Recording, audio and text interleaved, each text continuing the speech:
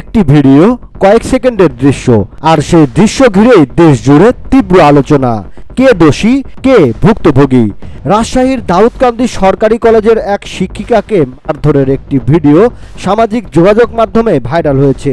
ভিডিওতে দেখা যায় একজন ব্যক্তি তাকে জুতা দিয়ে আঘাত করছেন, এমনকি চুল ধরে টেনে নিয়ে মারধরের ঘটনাও দেখা যায়।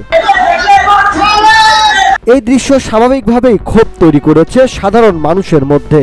একজন শিক্ষিকা, যিনি সমাজে সম্মানিত একটি পেশার প্রতিনিধি, তাকে এমনভাবে লাঞ্ছিত করা কোনোভাবেই মেনে নিতে পারছেন না। তবে এখানেই শেষ নয়, ঘটনার আরেকটি দিকও সামনে এসেছে। অভিযোগ রয়েছে, ঘটনার শুরুতে ওই শিক্ষিকাই প্রথমে অপরপক্ষকে আঘাত করেন, যদিও সেই অংশটুকু ভাইরাল ভিডিওতে দেখা যায় না।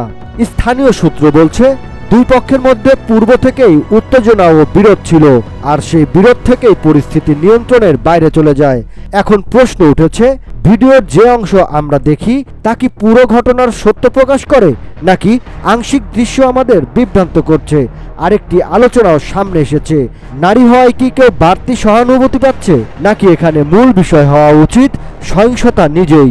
বিশেষজ্ঞরা বলছেন, কোনো পরিস্থিতিতেই আইন নিজের হাতে তুলে নেওয়া গ্রহণযোগ্য নয়। প্রথমে কে আঘাত করেছে তা তদন্তের বিষয়, কিন্তু পাল্টা আঘাত, তাও প্রকাশ্যে, তা কখনোই ন্যায্য হতে পারে না। এই ঘটনাটি আমাদের একটি গুরুত্বপূর্ণ শিক্ষা দেয়। আংশিক ভিডিও দেখে সিদ্ধান্ত নেওয়া কতটা ঝুঁকিপূর্ণ, আর আবেগে ভেসে বিচার করা তা আরও বড় ভুলের জন্ম দিতে পারে। সবচেয়ে বড় কথা, যেই হোক, যে অবস্থাতেই থাকুক, সেটা কোনো সমাধান নয়। এই ঘটনার প্রকৃত সত্য কি তা নির্ভর করবে তদন্তের উপর।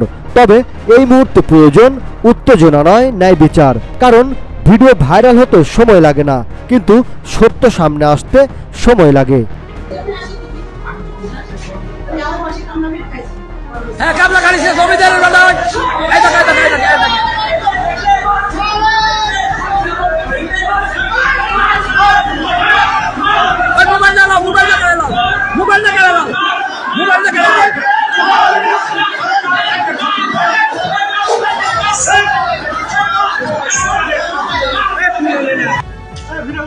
এই দেখেন, এটা কলেজের ম্যাডাম না পতিতালয়। দেখেন, পতিতালয়ের মহিলা, দাউদকান্দি কলেজের ম্যাডাম, পতিতালয়ের মহিলা, নষ্টপল্লীর মহিলা, অনেক কয়জনকে মারলো।